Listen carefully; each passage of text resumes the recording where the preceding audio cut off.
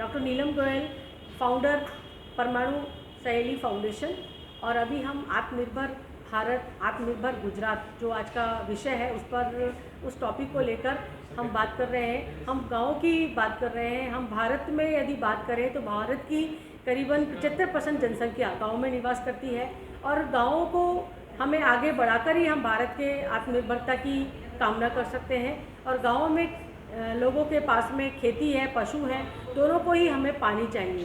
तो पानी में आत्मनिर्भरता सबसे पहला कदम होगा। उसके लिए हमें नदियाँ जोड़ने की हमारी जो योजना है उस पर काम करना होगा। दूसरा, जो बारिश का पानी है उसे हमें हर खेत में रोकना होगा। उसके लिए जलखेत बनाने होंगे। गांव के किसानों को जागरूक करना होगा, उनको ड्रिप इरिगेशन, स्प्रिंकल इरिगेशन, उनको समन्वित खेती और उनको बूंद बूंद सिंचाई का उन्हें शिक्षा प्रदान करनी होगी। साथ में हम देखें तो गांव के अंदर महिलाओं के पास सस्ती और स्वच्छ कुकिंग गैस की कमी है। उसके लिए हमें बायोगैस प्लांट को बढ़ावा देना होगा। गाँव के अंदर पशुओं को यदि सस्ता चारा मिलेगा तो डेयरी को प्रोत्साहन मिलेगा, लोगों को रोजगार मिलेंगे। और इस प्रकार से किसान की जो इनकम आज 50,000 भी नहीं है वो 5 लाख से 10 लाख हो पाएगी और वो फिर अच्छे कपड़े पहनेंगे, अच्छी शिक्षा लेंगे, अच्छा घर बनाएंगे। कुल मिला के इंडस्ट्री की डिमांड बढ़ेगी, नई नई इंडस्ट्री देश में लगेंगी। अब इंडस्ट्री को हमें सस्ती, स्वच्छ और हरित बिजली की ज़रूरत होगी, तो उसके अंदर हमें आत्मनिर्भरता लाना होगा, क्योंकि हमारे देश में 70% बिजली कोयले से बनती है और कोयला हमारा धीरे धीरे ख़त्म हो रहा है। ज़्यादा कोयला जला नहीं सकते बिकॉज ऑफ ग्लोबल वार्मिंग। पानी, हवा से हम उतना बिजली नहीं बना सकते जितना हमें रिक्वायर्ड है। और सोलर हमारी घरेलू और कृषि की डिमांड को पूरा करेगा।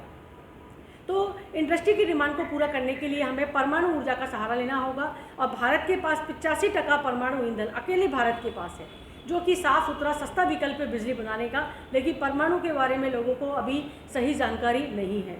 तो हमारे देश को यदि आगे बढ़ाना है, आत्मनिर्भर हमें बनाना है, तो हमें परमाणु ऊर्जा का सहारा लेना होगा। इससे बिजली की समस्या पूरी होगी।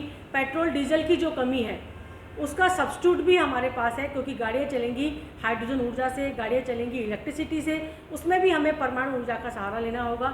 साथ में जो पानी खारा है उसको भी हम मीठा कर सकते हैं। और हम बात कर रहे हैं आत्मनिर्भरता की, तो हमें गाँव को साथ में लेकर चलना होगा। उसके लिए पानी के लिए नदियों की योजना, हमें उद्योगों के लिए परमाणु ऊर्जा की योजना।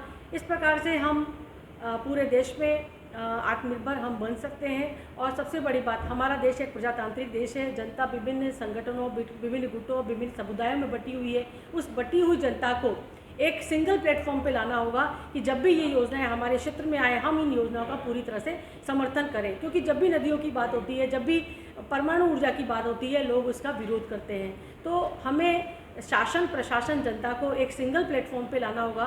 तो परमाणु सहेली जो फाउंडेशन है वो मेनली यही काम करती है कि गाँव के अंदर लोगों को जागरूकता आए, स्कूल कॉलेजों में आए और लोग इस विषय को पूरे मन से समझें और सरकार का पूरा सपोर्ट करें। तभी हम इन योजनाओं को पूरा कर पाएंगे और एक आत्मनिर्भर भारत का सपना देख पाएंगे। जय हिंद।